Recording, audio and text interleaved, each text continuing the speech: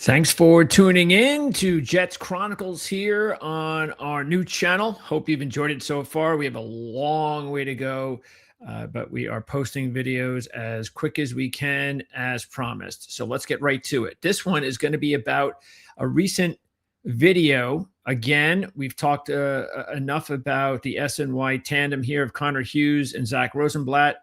We definitely give them 2 thumbs up as far as professional Jets writers and analysts. If I compare them, of course, to the others in the industry, that's why I'm giving them 2 thumbs up.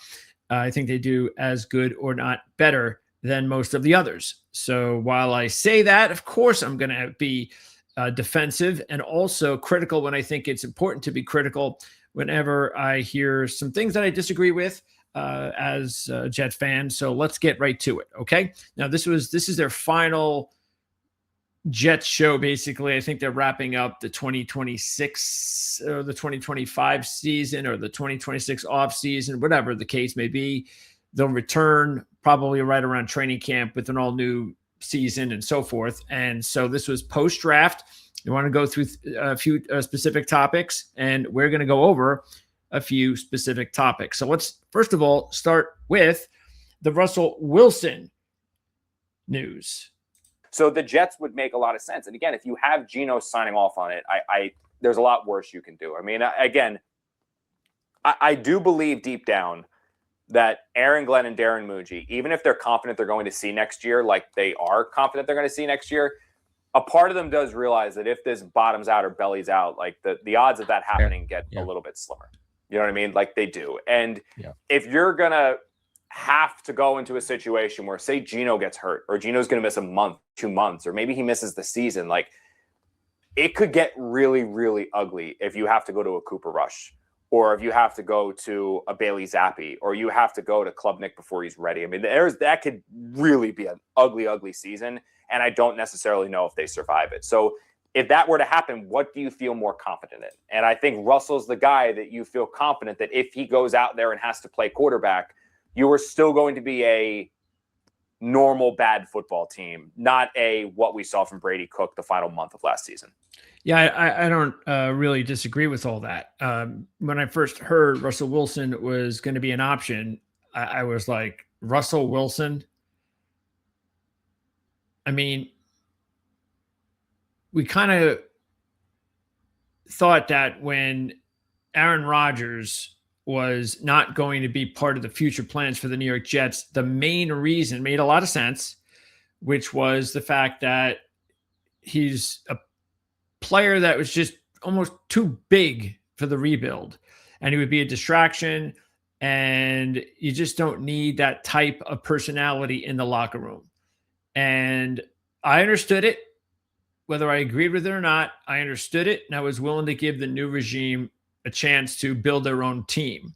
And I think with Aaron, there is still sort of remnants of the previous regime, and you saw how they were able to then pivot early enough into the season to make the big trades, exit Quinnen Williams, exit Sauce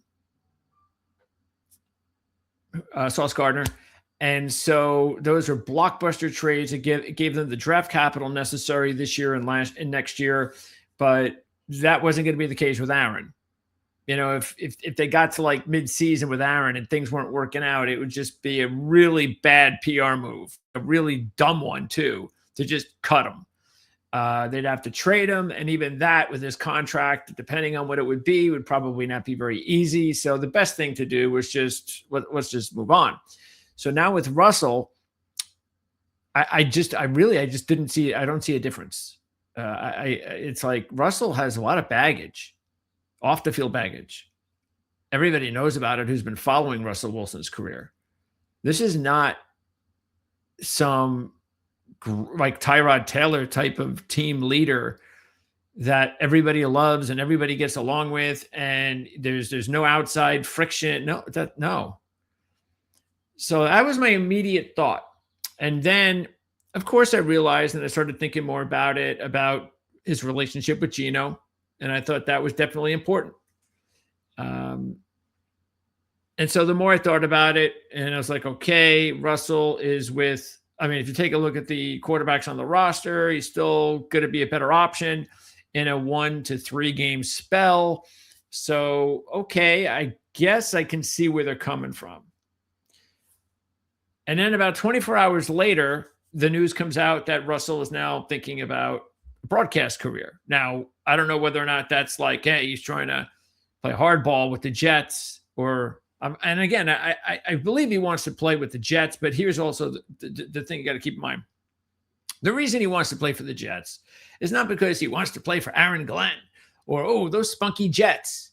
What a nice place to add to my resume. You know, we're going to rebuild here and it's going to be a lot of fun. No, he's doing it because they're the only other team in town. And him and his wife have wanted to move to New York for a long time. They're there now, and they don't want to leave. There's no doubt in my mind, unless something happens, training camp with a big time team, or even maybe into the season, where a team is desperate for anything at the quarterback position and they are a playoff team, then okay, maybe Russell decides, hey, you know what, especially if it winds up being in season. Hey, it's only a couple of months. But I don't think they want to leave. I honestly don't think Russell Wilson's going to play in the NFL unless it's the Jets. And I just look at that as just a strange option for what I understand from Muji and Glenn that they're trying to do. But again, I still agree with what Connor said. Let's move on to the next part. Oh, actually, we can continue this. Yeah, that's a very fair point. Like what I would say is, like, as an outside observer, what the organization should do is like try to find the guy with the highest ceiling long term that could be like a long term backup. But to your point, Aaron Glenn might not have the time to let, Cade Klubnik go through his lumps in his rookie season if they have to play him. Now, first thing, when Zach says that, the immediate thing that I think about is, well, they've done that. That's the whole reason. That's part of the reason why Cade Klubnik is here. That's your long-term backup. So he's already here. In my mind, that's why he's here. Apparently not in Zach's. I think Zach is looking for something else, which I guess he'll add to here. But yeah, I just, when you draft a quarterback in the middle to late rounds, look, everybody would love it if the quarterback turned into Tom Brady, Brock Purdy, whatever. Okay. But statistically speaking, it's not going to happen. Okay. So we all know that.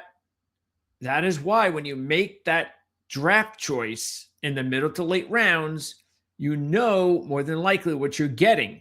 And that is, hey, you know what? We have an opportunity to develop a nice long-term backup to our roster. So, if it was what I would do if I'm running the Jets and I know my job is safe for the next year, I would go for a Will Levis. I would go for a Spencer Rattler. I agree. Roll with Zappy and Klubnik, like something like that, like aim more for the younger guys. So, yeah, look, he's brought up Will Levis before a few times, Zach, and I don't understand why he keeps bringing Will Levis up other than he's just an option. Everybody knows he's an option.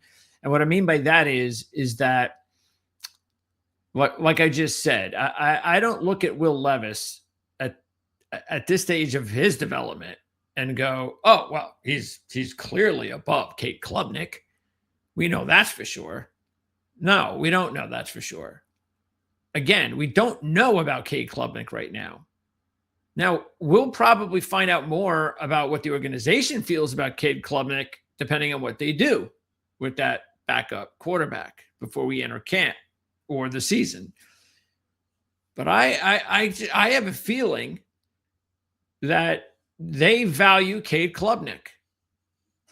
And I'm sorry, but I take a look at Will Levis's college career, and I look at Cade Klubnik's college career, and Cade had a much better college career and a much longer one than Will Levis did. I never bought into the Will Levis deal. I remember the year before Levis was drafted, I remember having a conversation with Ryan Dunleavy of the New York Post. And we were talking about quarterbacks, and I might have said something along the lines of there's not a lot of quarterback options, something like that. Like right now, I don't really see any that wow you early in the draft next year. And Ryan brought up Will Levis's name. And I remember, and this doesn't happen often to me, of course, with my experience working with our lads and the draft scouting service. So I'm pretty knowledgeable when it comes to these young players and where they come from, and especially all the work I do and the research in college football. So it was like, who? And so once because what it was that Will had come from Penn State and he was supposed to be a big deal there, and it didn't work out. So he transferred to Kentucky. And so this was kind of the projection of, oh, they've got this really good, talented prospect at Kentucky and is expected to have a really big year. And there were a lot of scouts out there saying, or some scouts out there saying, watch out for Will Levis, and he could develop and be a first round. And look, everybody, of course, wants to be a hero that they can predict these things.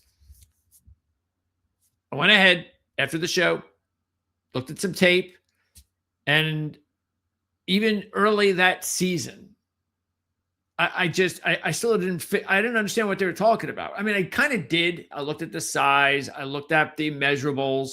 Okay. Similarly, in a way of how you're hearing the Sorsby talk. And I think that's interesting. Matter of fact, what is Will right now? Let me pop up I don't even know if they're similar in any way. Let's see. Where is Will Levis? Okay. Let's see. Will 6'3", 229. He is. Because we know that Sorsby, let's see. Where's Sorsby? Do they have his measurables here? No, they don't. Okay. But he is supposedly around 6'3", 235, somewhere in that range. Okay. So getting back to it, that's, and I'll talk more about the Sorsby thing coming up. That's coming up next. But so I never really bought into that. So that's why, yeah, you bring up Will Levis, and I'm like, no, we've got Cape Klubnik. We don't need Will Levis because it's going to cost us.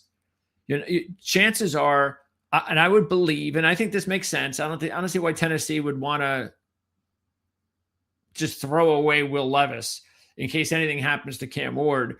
Levis now has several years in the league, and maybe he will develop the way other quarterbacks need to develop. And that was one of the reasons why I never bought into Will Levis, was because his limited exposure. He did not play a lot. It was very similar in a way that I was thinking, like, say, Sam Darnold, in a way, that he needed more time. And not that I thought that Darnold, and I thought Levis was more talented than Darnold, but bottom line is there's a lot. I understand where scouts are coming from with Levis, but no, this has been a problem for a very long time. Players not developing in school. So yeah, there were some of the things that I completely, and look, most of this I agree with. Most of it I agree with Russell Wilson, and they talk more about him as a prima donna, really, and they're not using that word. But as far as I'd rather have, I think we need to take a look. Oh, you know what? And again, I was getting to is Will Levis is going to cost you. Because I don't see Tennessee saying, all right, well, yeah, we'll just give you, just give us a 6th round pick or even a 5th round pick. I think Tennessee would probably hold out for like a 3rd round draft pick. And you know what? There might be a team out there that would be willing to give them that. Maybe even a 2nd round draft pick. Because again, if something happens to Cam Ward and Levis is given the opportunity to play, then maybe he can show everybody. I mean, it'd be perfect for Tennessee.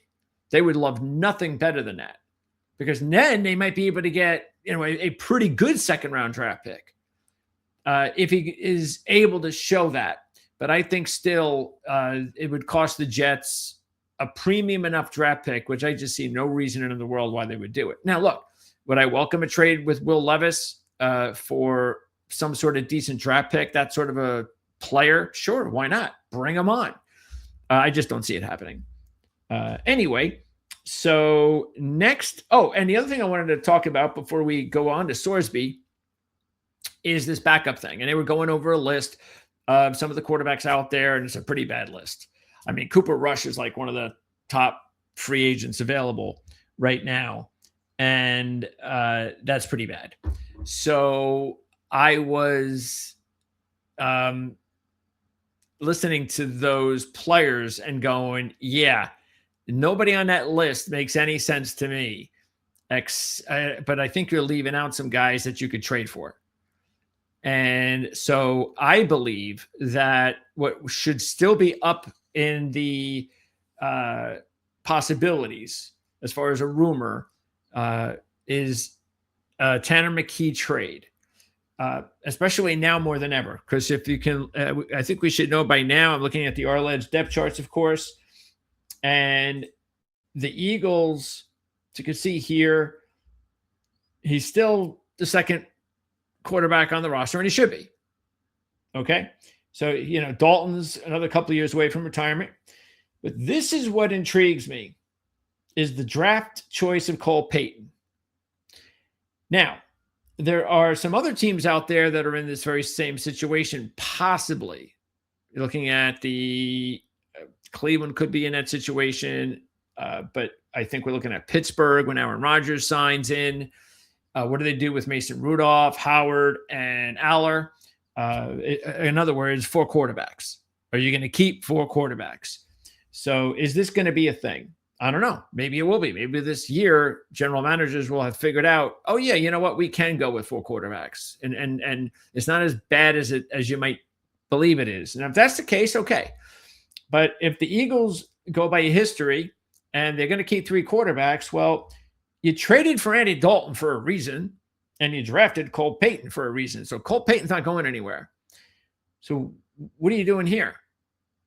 See what I'm saying? So I don't understand this move if this player stays. So I think they're going to trade Tanner McKee. Now they could find themselves in a position where that's what they're going to do. They're trying to get the best deal possible. And if they have to go as late into training camp, into the preseason as possible, they'll do it until they have to and say, okay, we'll give you so forth and so on. Because you would think anybody that would want, like the Jets, let's say they want a player like Tanner McKee, well, you'd want him in camp and you'd want him with the new staff and the playbook as soon as possible. So it's just a matter of deals and who can hold out longer if the Jets are interested in Tanner McKee. Because for me, it's pretty easy. If you bring in Tanner McKee, then Zappy's gone and Brady Cook's gone. Brady Cook, he just lands on the practice squad. That's it. He hangs out there. I don't think anybody's going to pick him up. So that'll be it. He'll be a practice squad quarterback for the year. And you'll have McKee, Klubnik, and Smith. And I think that's as good as you can ask for. Now, and again, remember, it all depends on Frank Reich. I know Frank coached at Stanford, but he wasn't there when Tanner McKee was. So that was a few years ago. But this is a kid that has, tremendous size. And that's something we've heard a lot about Frank Reich. And that's where he likes his quarterbacks. That's where he likes his players. Basically, he likes big guys.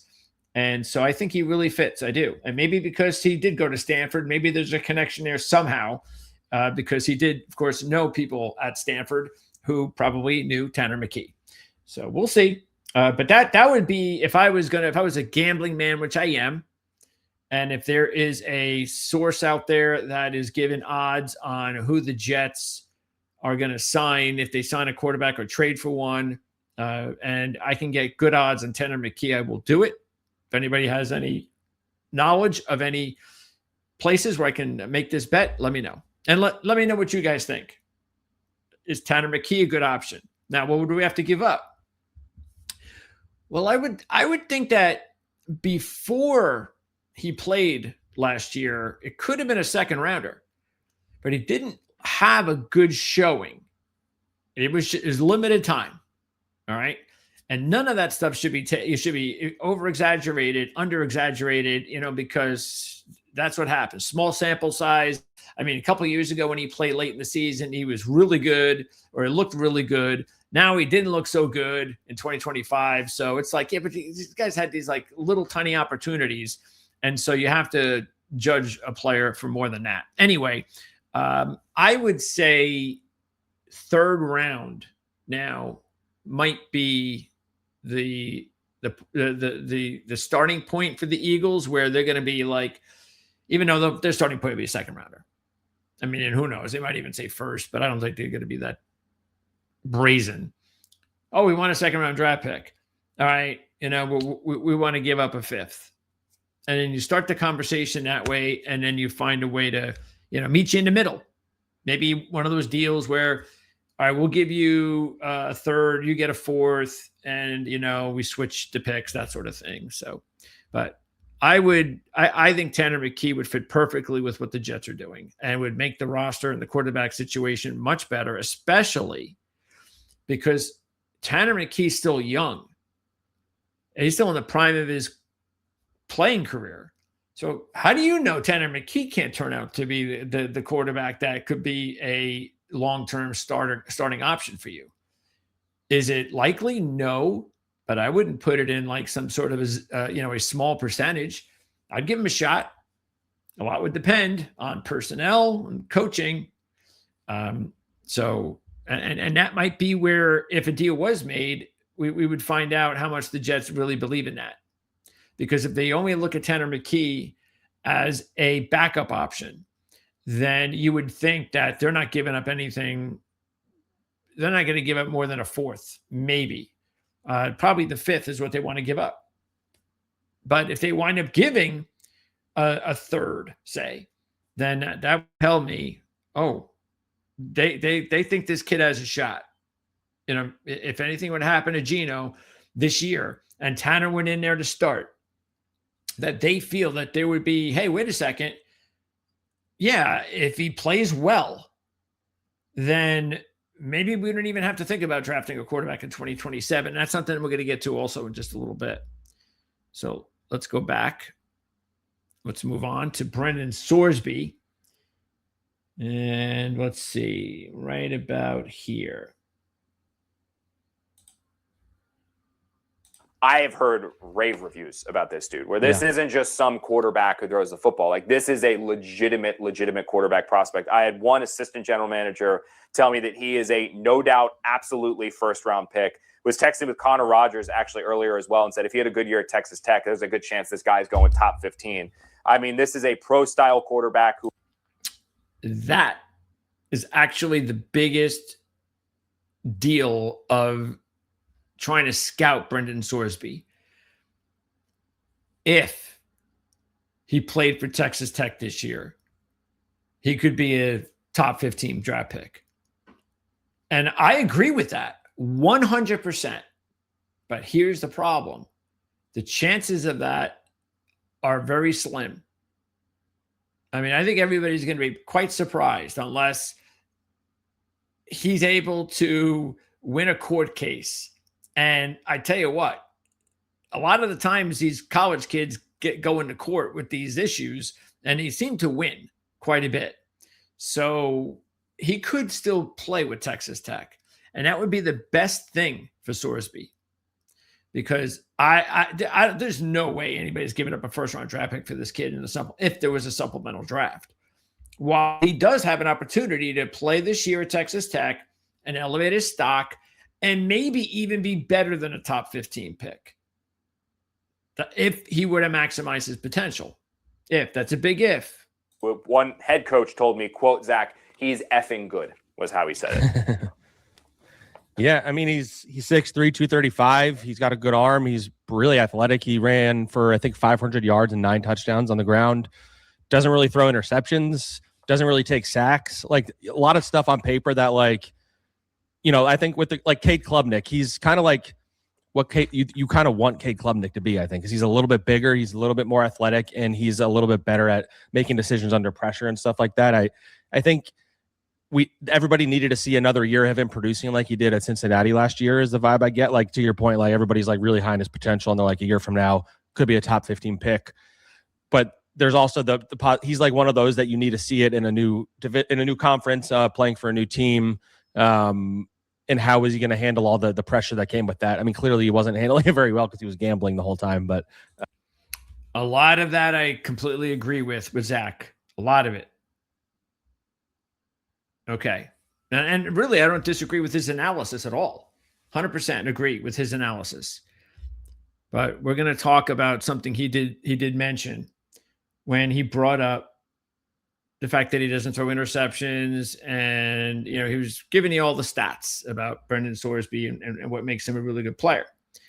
Let's pop up the stats here, and while I go through them, you can take a look at the rest of them because these are his career stats. I don't know if I can. I might have to. Yeah, I think I have to. It might be really small for you guys to see, but I'm trying to give you I'm trying to give you as much room as possible. Of course, you can go check it out online.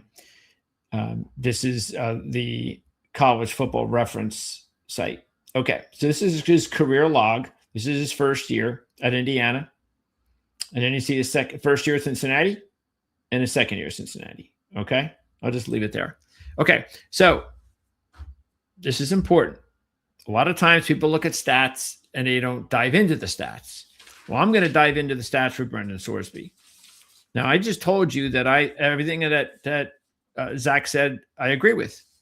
Okay, so keep that in mind. And also keep this in mind.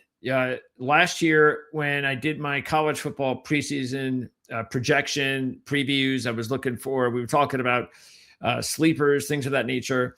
My sleeper pick in the Big 12 was Cincinnati.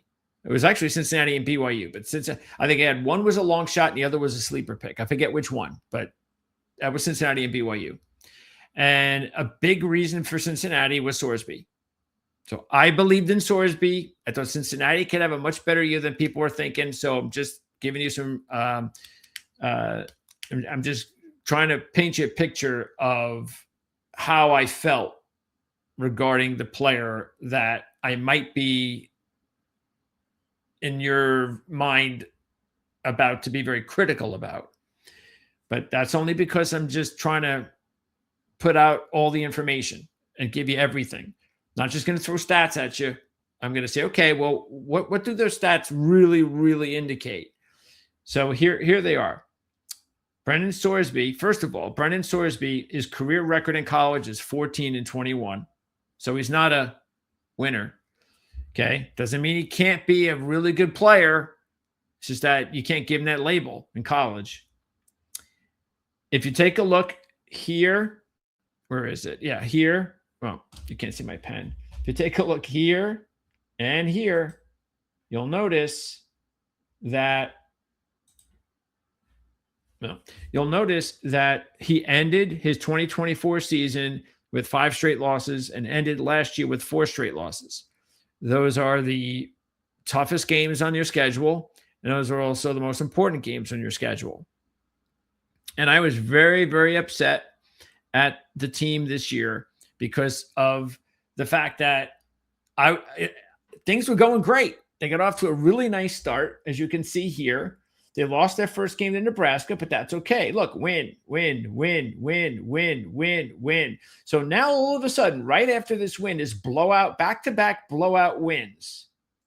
They are now being looked at as a real serious contender in the Big 12. People were just, they're a nice little team.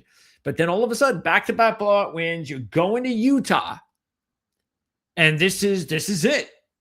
And they were a heavy dog. And I'm like, come on, they're not getting any respect here. Here's my sleeper team that's making me look real good. And they're a big dog at Utah. And so we're going to go show them, right? I'm not saying we were going to win. Cincinnati was going to win, but all right, this is going to be competitive. No, they got trounced. And look at his numbers. Look at that. Absolutely trounced. Now, you want to know not just the Utah game. Okay. Last year, they played their 5 toughest games were Nebraska, Iowa State, Utah, Arizona, BYU. Those were their 5 toughest competitors. I don't think anybody would argue with me on that. So want to know what his stats were in those 5? He threw 51% completion percentage, which is not good. He only averaged 191 yards a game, which is not good. And his touchdown to interception ratio, because remember, he doesn't throw interceptions, was 6-5. That means that if you take a look at all the other teams, I mean, there was really only TCU, UCF, and Kansas that would be considered average teams. They're okay. They're average. They're all right. They're below. They're a notch below those top 5 teams. Okay. Well, the teams like that, and then the chump teams, that's when he had an average of 21 touchdown passes to no interceptions. So his stats looked awfully good. He didn't throw in any interceptions, 21-0 when he played the chump team, the average to chump teams last year. So again, it looks great, but see, this is what happens when you go to the NFL. You're not playing the chump teams. Even the bad teams in the NFL are the elite teams in college. So whatever you've done with the elite teams, that's going to be measured more, a lot more than what you do with the cream puffs of the world. So again, all I'm doing here is trying to lay out just some little bit of facts about Brendan Sorsby, that you cannot take this kid and completely throw him into the NFL without his last big year that he needed to elevate his game, even though he was, still playing in a big conference. Remember, Cincinnati's in the Big 12, so he's still playing in a big conference. He's staying in the Big 12, but he's going from an average Big 12 team to maybe the best Big 12 team. And so now we're going to see a lot, or we were hoping to see a lot about Brendan Sorsby. So this is so that's why it might be easy, talk shows. Oh, I want Brendan Sorsby. Go get him. Yeah, it's easy to say, but look, these guys got major decisions with their draft capital, and they are not going to throw it away on projection. Depending on what kind of capital you have, depending on what you're thinking about, because, hey, it's very possible that when the Jets were accumulating these draft picks for 2027, like a lot of other teams were looking at the class of 2027, the quarterback class, it's very possible that Sorsby was one of these other quarterbacks. Hey, you've got Sellers and Sorsby and Mestamaker and Manning and Moore and so forth and so on. Well, I don't know. Has Sorsby been taken out now? See, I don't think the Jets or any team would want this to happen, of course, to Sorsby. But if you're talking about a supplemental draft pick, I mean, that's not for free. So there's just no way that it makes any sense for the Jets, unless, again, or any team, that unless they feel, especially whoever's going to be tutoring him, quarterback coach, coordinator, they've got to feel 100% that, hey, this guy's got the goods. This is what we're looking for. And let's be thankful that we can spend a second-round draft pick on him now, as opposed to the quarterback he was going to be, where it would have cost us a top 15 pick or a top 10 pick. Let's do it. Maybe there'll be someone out there. Now, again, that possibility does shrink, because not every team is going into the 2027 draft desperate for starting quarterbacks. It's just not. As many issues as we have in the NFL with starting quarterback play, you're probably talking about, I don't know, 15 maybe, half the league. All right, and that's still pretty high. But then you start talking about which teams at that 16 say, it shrinks even more when you talk about who would be inclined to take that step without seeing a completed final year that he really needs in his development. So that shrinks. All right. And then you got to talk about draft capital. Do you have the capital to take a chance on a supplemental? So you are talking, and then those specific teams, you have to line up with those the offensive decision makers, and whether or not they believe in Brendan Sorsby without seeing that final year. So that's why it's really, the averages tell you that it's very unlikely that anybody's going to give up a high draft pick for Brendan Sorsby, nor should they. Okay. And it's not just because of that, everything I just talked about. It's because of why he may not play this year. The gambling thing is huge. Even though I don't think the NFL really cares, no matter what they say. And I think there are a lot of NFL teams that don't care. I mean, all you have to do is take a look around at the James Pierces and the Rashee Rices and those things that go on. Oh, yeah, they're going to get some counseling and then they'll be okay. I mean, so once again, though, what we're doing is we're shrinking the field even more, because not every team is like that. Not every general manager or owner thinks that way. There are a lot of GMs, head coaches, and owners that are like, I'm not interested in that guy at all. I don't want that guy on my team. I don't trust him. I'm not bringing that baggage to this team. I don't care what kind of counseling he goes over. Don't want him. And now that shrinks it even more. And it also means that it is more likely, and this is where we get to a situation where it becomes, as a fan, I feel totally open to, is, okay, the later you go, 4th round, 5th round, 6th round, okay, entertain the possibilities. I don't know how it's going to all go down. Nobody knows. He might still play another year. It would be the best thing for everybody. Because once he plays this year, by the first month of the season, if he winds up not even having anything, any suspensions, nothing, or it doesn't even matter if he has a suspension or two. Let's just say we're in the midseason now. He's played a month already. Nobody's going to talk about it anymore. It's going to be old news.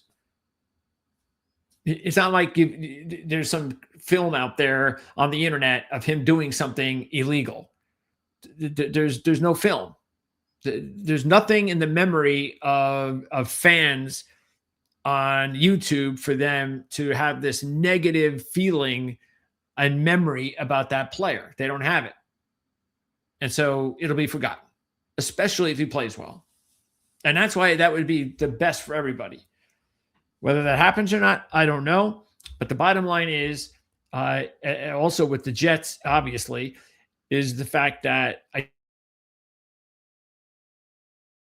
this does not seem like a Jet move. This does not seem like this regime, the Muji Glenn regime. This does not seem like that type of player, unless you're going real high, low, 5th, 6th, 7th round pick, something like that. See, you can justify that, especially if you believe in the kid.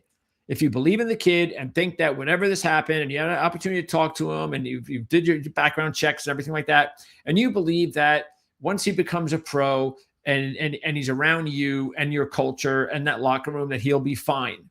Even if you believe that, the fact is, though, that there's still an impression that you have to deal with, a PR impression. And it's not going to be as big a deal if it's a 5th, 6th, 7th round draft pick. Sure will be if you give up a 2nd round or a 3rd round draft pick for him. Then the media is going to be on top of him. And this is going to be, and we're talking New York. And we're talking the New York Jets. Like, they don't have enough headlines that could be thrown out there that these beat guys and these channel owners just want to throw and sling mud all over this organization any chance they can get. It just doesn't make any sense. And again, you go back to Cade Klubnik. What do the Jets feel they have in Cade Klubnik? Do they feel that he's just going to be a backup quarterback? We got a 5% chance he'll turn into a starter. So we'll go with that. Or do they really feel that it's possible that he can start for them? And if they do, then this doesn't make any sense. You're gonna throw him into the loop. Yeah, I just don't see it. Okay. We're moving on. Let's go to Will McDonald, who got his extension. I mean, he didn't make any run or anything along those lines. Other Jets news that has happened here, Zach, as we move on a little bit here, and then we're going to talk some UDFAs quickly. But Jets decided, which we knew this was going to happen, they picked up Will McDonald's fifth-year option. Now it's going to be fun to see how he and Bailey work together, because I think the biggest concern with Bailey is Bailey as a run defender. That's very similar to Will McDonald. Now, Bailey is a far superior player overall than Will McDonald, which is why Will was available where he was, and Bailey was a top 2 pick. I mean, Bailey is a much better prospect, but I would not lie to you if I'm not lying to you when I say that I do have my concerns and my worries that on first and second down, if these two guys are on the field, the opponents for the Jets are just going to go stretch, stretch, stretch, and just beat them to a pulp on the outside and go big, get themselves into 2nd and 4s, 2nd and 3s, 3rd and 2s, 3rd and 1s, and then this pass rush that the Jets would love to deploy with Will and Bailey and some guys blitzing and whatnot, you never see it. All right. So, what I want to do is I want to fast forward to something else, because this is going to have a little bit to do with that comment. I believe this is also from Connor. When it comes to the Jets this season, I feel very, very confident that they are going to have at baseline a fun offense, or at least a more fun offense than what we've seen in recent years. And that's because I think they have a quarterback. Well, he explains I have a lot of concerns that this defense is going to let up a lot of points. And part of that has to do with, I question the personnel. And if I'm being completely honest with you, part of that has to do with the fact that I question Aaron Glenn as a defensive coordinator, because throughout his tenure with the Detroit Lions, he never had an elite level defense over there. He got really good production out of groups of guys when a bunch of people went down. But people will look at what Aaron Glenn did in even his best years in Detroit and say, well, yeah, look what he was getting from Ben Johnson in the offense. And I know Aaron Glenn wears that, and that annoys him at points, but I do think that that's something to keep an eye on it. And yeah, this is the first time. I mean, we've gotten a lot of criticism from Aaron Glenn, of course, and not necessarily from these guys, which is why I like them. But for the most part, a lot of other analysts, writers, broadcasters, who I'm talking about, especially if you watch some of the other videos. So yeah, this is the first time though from that I really heard this, that Aaron Glenn, that anybody questions him as a defensive coordinator.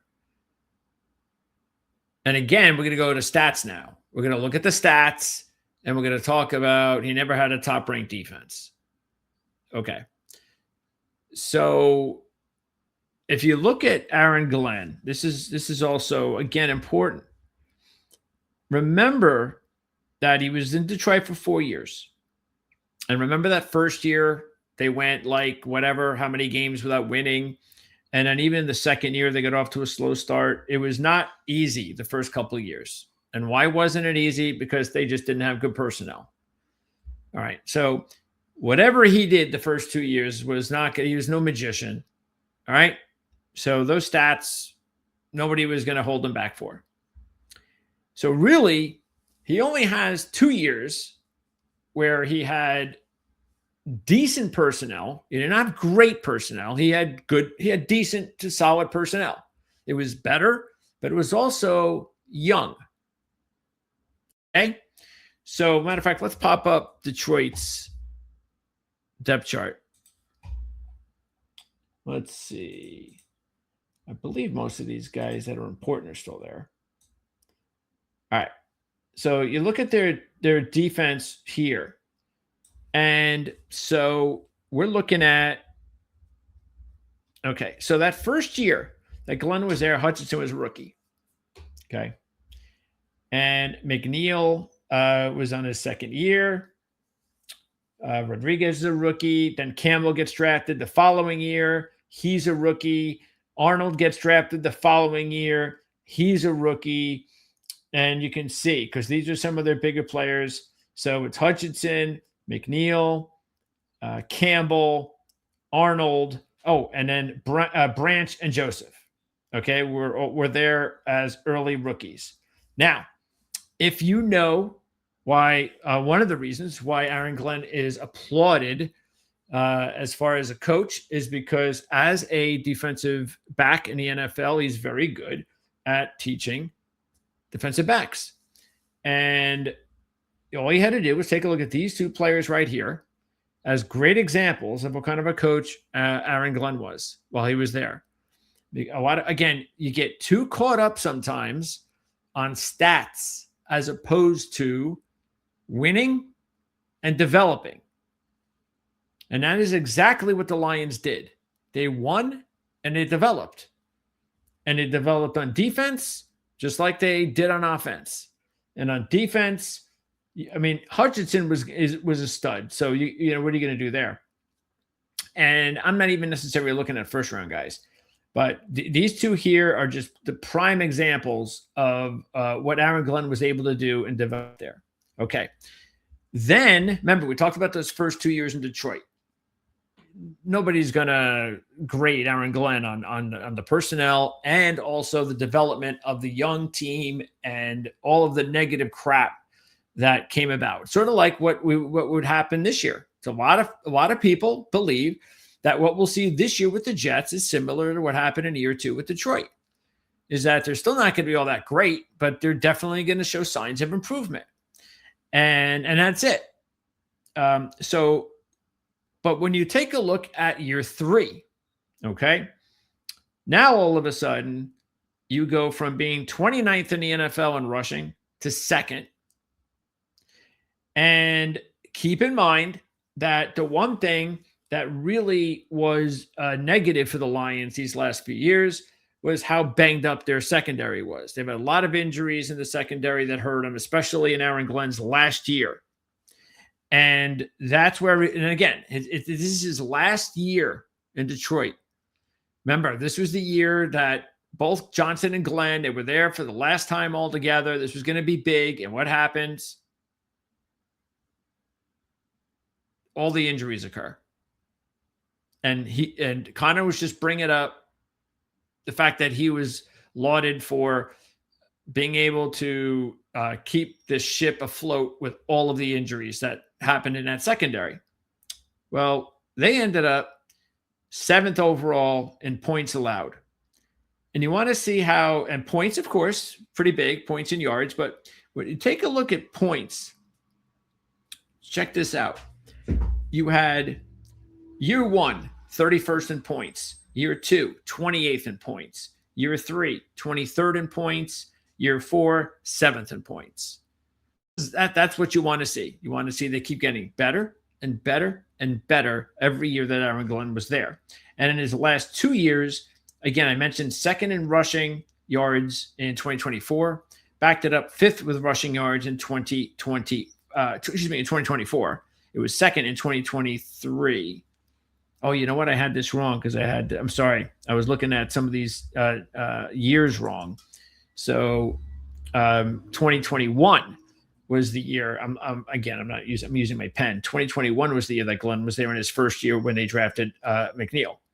And remember, McNeil was a 3rd round draft pick who only needed about a year or two, and then boom, by 2023, the second year, in 2023, he was a pro going on his 3rd year. He broke out. And so a lot was expected in 2024, and that's when he got injured. All right. Another player that developed, this player developed on defense up front on the defensive line. So, I just wanted to include him. So, again, it's 2021, 22. So that was his second year. Hutchinson was there, 23, 24. So in the last 2 years, rushing yards, it was 2nd and 5th. 5th was the last year. And keep in mind, too, with that secondary, and this is why he was lauded, and that's with that secondary, even though they gave up a lot of yards, which was going to happen, they were still 2nd in the NFL in giving up touchdown passes. And that was equal to the 5th in rushing yards. So that does not happen by mistake, by freak occurrence. It happens because the longer you were there, the more your imprint on the team is going to occur, and your continued development and coaching with those players just keeps getting better and better and better. And so, yeah, I just completely disagree with Connor on something that I'm just really shocked that he said. Now, if you take a look at the defense too, and I brought this up before, I'm not sure on which show, but this is important. I think we talked about this with Jan Levine on our last show, and that is the Jets' run defense. Because you look at personnel, and look, I don't completely disagree with Connor regarding the Jets' personnel. They do need more playmakers, but I think he's just off in the way that he talks about them, where they just don't have any, and that I do not agree with. When you're talking about a player that is as talented as T'Vondre Sweat, well, when you're talking nose tackles, he has the talent to be upper class, top 5 in the league. All right. Now, is he an edge rusher? Is he in a sexy position? No, but that is still, for that position, a top player. He's got the talent. Now it's up to the coaching staff to put him in that spot. You got David Bailey. Look, we know Demario Davis isn't a spring chicken anymore and all that, but what Demario Davis is going to bring to the team, you are not going to see with stats, sacks, any of that stuff. But that is going to be a major, major addition to that defense that is going to sprinkle across the entire locker room, especially on defense. Will McDonald, who we were just talking about before. Yeah, I look at Will McDonald and I do see a player, a playmaker. I do. Why do you think they gave him the 5th-year option? I mean, these guys don't grow on trees. And remember, he was kind of doing this last year. Yeah, I know he had a couple of big games, and that's where the majority of his sacks came from. But also remember, that defense was void of any talent at all. Not just because of personnel that was supposed to start, but because of the injuries they had. And we went over this on one of the other videos. I mean, come on. How many of these guys, key guys, actually played for the Jets in December on defense? And you want to check out one of our previous videos, we went over the long list of who was getting snaps in December. And those players are not going to come anywhere near the field for the Jets this year. So Will McDonald is, in other words, Will McDonald, we've seen what he's been able to do with not having, whether you want to say it's coaching or whether you want to say it's personnel, whatever the case, over the last couple of years since he's been there, the fact is that in year 3, there is the expectation that he can have not only double-digit sacks, but a real big imprint on the defense overall with sacks and pressures and takeaways and things of that nature. So I do look at Will McDonald as a playmaker on defense. I mean, all this talk about, oh, he can't stop anybody against the run and all that stuff. Well, okay, yeah. You take a look at, now look, not every player, every premium pass rusher is going to be a all-pro Hall of Famer type. That not only is he getting double-digit sacks, but he's also good at everything he does. He stops the run, he stops the pass. You don't have to be that player. You can still be a playmaker and a real big, important player on the defense and not have to be that type of guy. And I think that's Will McDonald. He's still only in his 3rd year, and I think he's ready for a breakout. All right. And then you take a look at the secondary, and look, I think D'Angelo Pons, the sky's the limit. Do I think he's going to end up as a Hall of Famer? I'm not going to start getting into that kind of talk, but do I see somebody that is going to be an instant impact? Absolutely. I don't think D'Angelo Pons needs a year. I don't think D'Angelo Pons is going to go out there as a rookie and look out of place. I think D'Angelo Pons, from the second that he steps foot on that practice field for the Jets at training camp, or even, of course, rookie mini camps, all that. Second he steps on the field, he's going to belong. And then we don't know about Azariah Thomas. We have no idea about how good this kid can be because there's a lot to like about Thomas. Okay. Now, while I'm saying this, are there still questions? Absolutely. I mean, I there is no number one lockdown corner on this team yet. Is that guy on the team? Maybe. I'm not throwing out that possibility. Why? Just because we didn't draft someone in the top 10 at corner? I'm just, if you're not a top 20 draft pick, not a first round guy at corner, you can't be a shutdown. Come on, that's nonsense. So I don't know if Thomas can be that guy. I don't know even if Pons what he's going to do, but there's talent there. All right, and you know what too is they don't need to have a shutdown number one corner this year to improve on defense. They were so bad last year that all they have to do as a unit is get to 500 as a unit. And I'm telling you right now, I'm going to guarantee it that, and I'll guarantee a lot of stuff with this team as we start making actual predictions. This is a defense that will rank.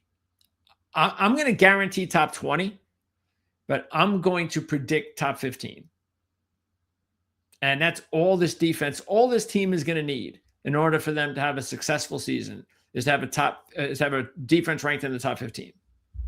And what I mean by top 15, I don't mean 8th or 11th. But I mean 14th or 15th. There's so much more talent on this defense. And then let's go into those stats that I was talking about.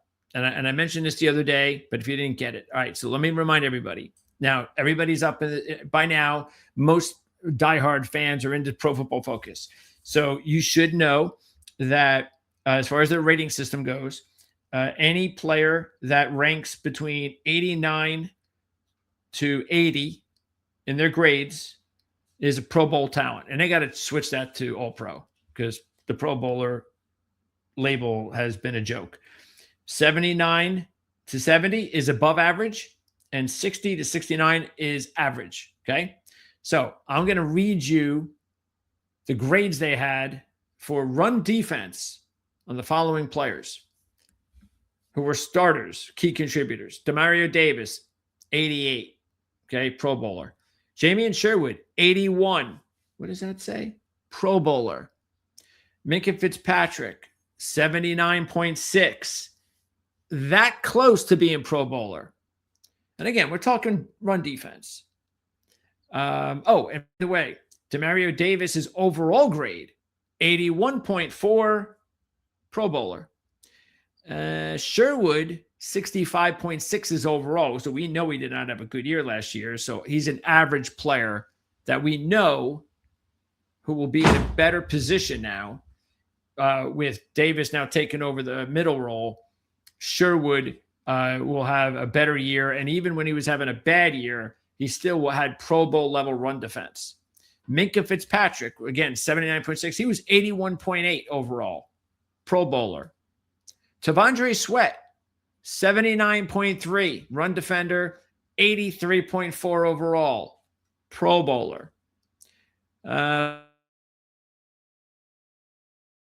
Let's see. Brownlee, and I know this isn't what you want to see, and I'm just going to quickly go over guys like this because Brownlee, in his limited action, was really more of a below average player because, he had some injuries, but he did look good enough to me that I don't think he was a below average player. I thought he was just an average guy that when he was healthy, played average football. Nothing special, but definitely somebody to work with.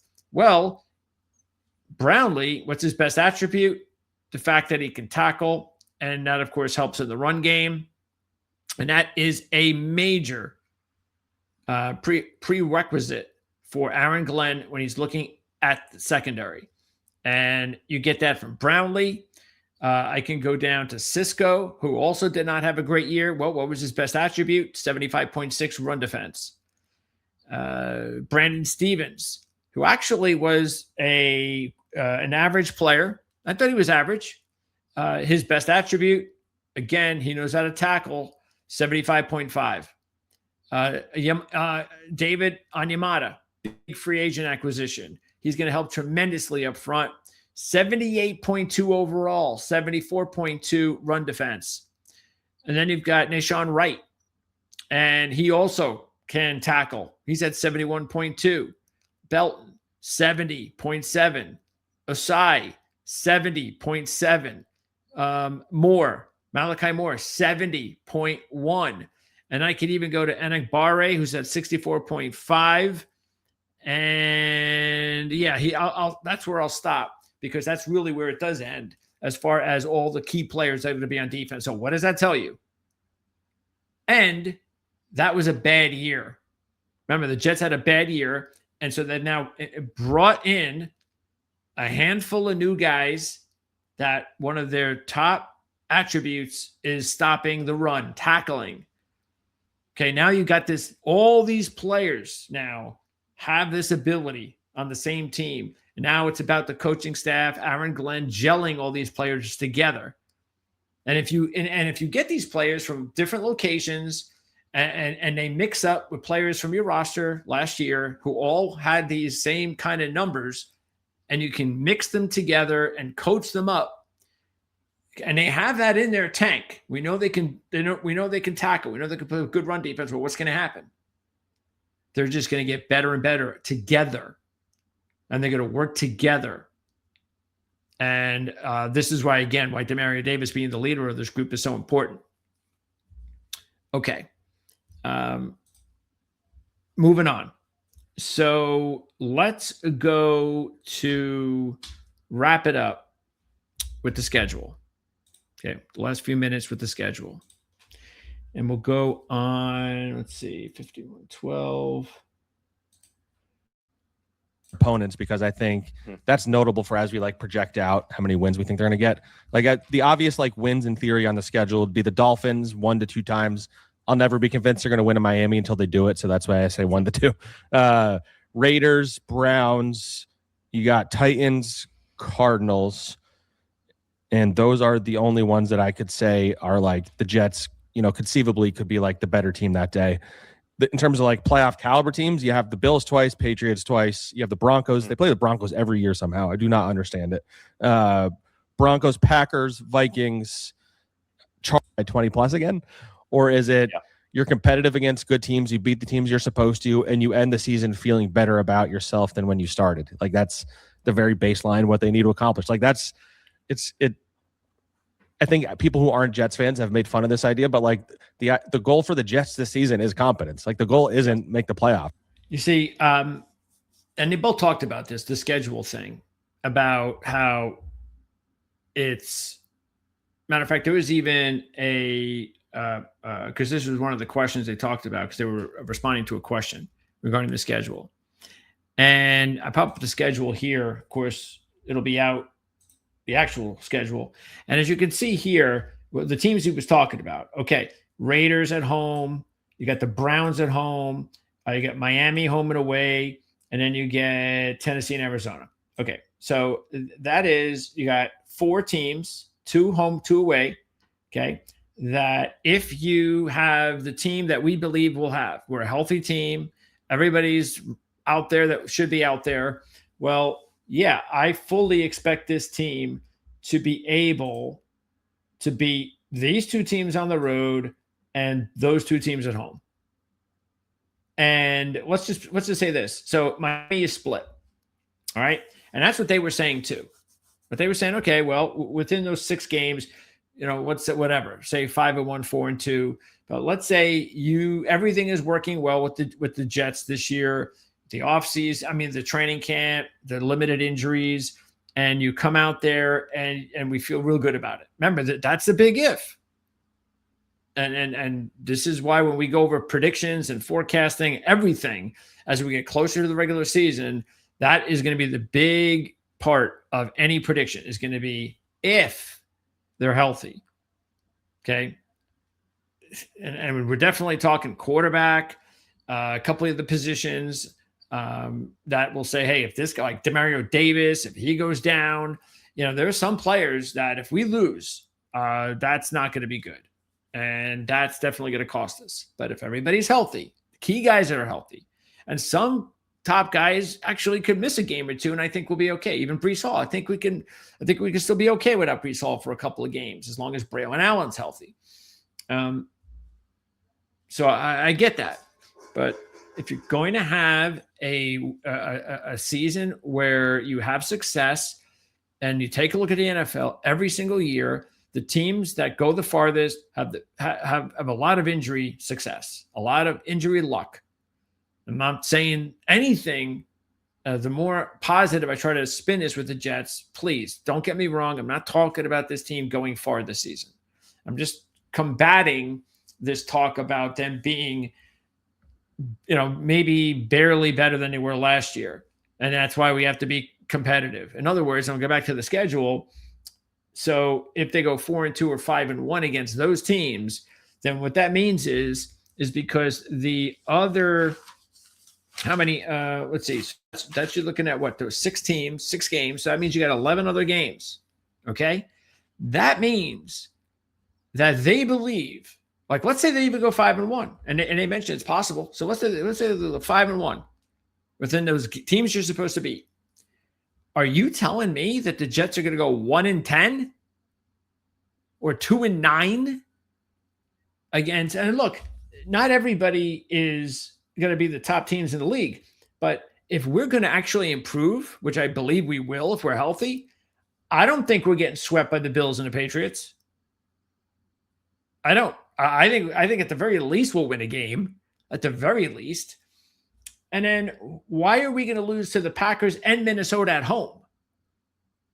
No, we'll split that. If we're any good, if we're a decent team, we'll split that. And the same thing on the road. The Bears and the Lions, we can't split that. Chargers, so you got the Chiefs, the Chargers, the Bears, and the Lions. If we're, and no, I'm going to say, yeah, because those are, I would say that's 4. I'm going to say that's probably the hardest part. But because I got to add in Denver at the top, which I also skipped. That's Denver, Chargers, Bears, Lions, Chiefs. Okay, so that's 5 more teams. So yeah, I think we can go 2-3 out of that 5. I don't think it needs to be, I'm not saying 3-2. But I don't see 1-5, 1-4, excuse me. In other words, yes, I do think the schedule is manageable. I do. One of the questions somebody pointed out, they thought the schedule was actually tougher. And again, there was some talk about, well, if you look at it, it's the 5th easiest schedule. And I think it was Zach who pointed out, well, the reason for that is because of those 4 games. Yeah, but that's important, because that's what every team gets every year. Now, look, are we playing the AFC South and the NFC South? No, we're not. Okay, so, yeah, it could have been glorious if we played the South and those 4 teams, or those other teams, well, at least 2 of those teams. Yeah, that would have been a lot better. But look, nobody gets that lucky except the Patriots, right? So all I'm saying is I think at the worst, with a healthy team, at the worst, that this is a 7-win team, a competitive 7-win team at the worst. Okay, so that's why any talk about them being like a 5-win team and all that, that's injury. That's Geno's gone for a month or longer. Other players are hurt, like we've seen the last few years. And then, yeah, if that happens, then I don't know what to tell you. Then we'll be a competitive 5-win team. But we are not winning 3 games. We are not going to have the season we had last year, because last year's roster was abysmal. And we'll have no representation of this year's roster. None whatsoever. And we're going to wrap it up with a couple other things. Let's see. 58-33. From Alec Wells, if Cade Klubnik develops into a legitimate starter, what could they do with their cap space and picks next year? That would be if Cade is like a legitimate starting quarterback in the NFL. Yeah, let's say he's Tyler Shuck. Let's say he's Tyler Shuck this year is the scenario. Oh my God. Like that would be like the Jets going from being a quarterback purgatory to like quarterback euphoria. Yeah, we talked about that with Jan Levine about what would happen if that took place. If Cade Klubnik somehow had the opportunity to play and showed the Jets that I'm your guy. And all I can say is that I think it would really depend on how good he looked, because he would really have to look. Maybe even he would have to be comparable to Tyler Shuck, if not maybe even better. Maybe something between Shuck and Purdy, in order for the Jets to go, yeah, we don't need to draft a quarterback in 2027. And I'm going to get into more of that. You'll hear me on the Our-Lads Football Network. I've got a link in the description of this video for all the shows I do there. And I do shows daily. We talk college football, NFL. I interview a lot of team analysts. So if you're really into education on what's going on in the NFL and college football, you got to check that one out on the Our-Lads Football Network. And I've been doing enough research already to tell you that while there's a possibility that you could have a lot of good quarterbacks coming out, let's just stop. That is only going to happen if everything actually goes perfect. In other words, all those quarterbacks, look, Moore and Manning, we know that they have the best opportunity to improve. They should improve, and that'll put them as 1-2 in the draft, more than likely, with Jeremiah Smith in the mix. But the other guys, Sellers, let's see if Sorsby comes back, and all the ones I mentioned, including a couple I probably didn't. That's what makes it 7 or 8 possibilities. 90% of those guys all have to work out, all have to have great years and have maximum their potential for it to be the type of draft that some people are talking about. That is a lot of ifs, maybes, and I'm telling you, those things just don't happen. So I think Jet fans need to just chill with this idea that and I mentioned, I'll throw in CJ Carr. We have that all of a sudden in this draft class in Mestemaker, that it's going to be so good that they're going to get a bona fide superstar. It's just that is just, especially if you're a Jet fan, I think we know this by now, those things don't happen for us. So I would love nothing better. Don't root against Cade Klubnik to play well, because some Jet fans will. Some will be so infatuated with the possibilities and they don't even know what they really could be. They just know what they've heard of. Then the guy you already have on your team. If the guy you already have on your team can produce and be your guy, so don't worry about that. But we have that collateral just in case. Now, what do I expect is probably going to happen?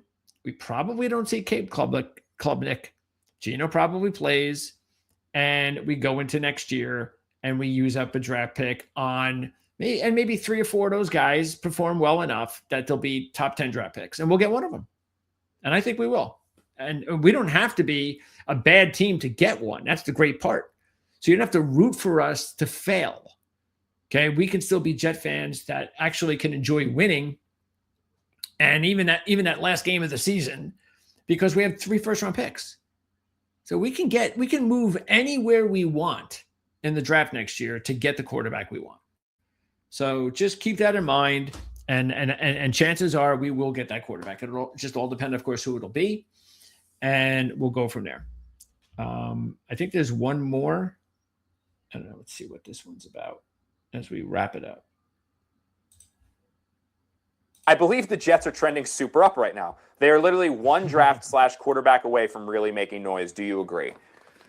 Setting yourself up for some agony, buddy. Yeah, I think they're 2 off seasons away. That's just absolutely ridiculous. Now, if you're talking about 2 off seasons away from being a Super Bowl team, like, hey, Jets are one of the top teams. We're expected to be in a Super Bowl. Yeah, okay, I believe that 100%.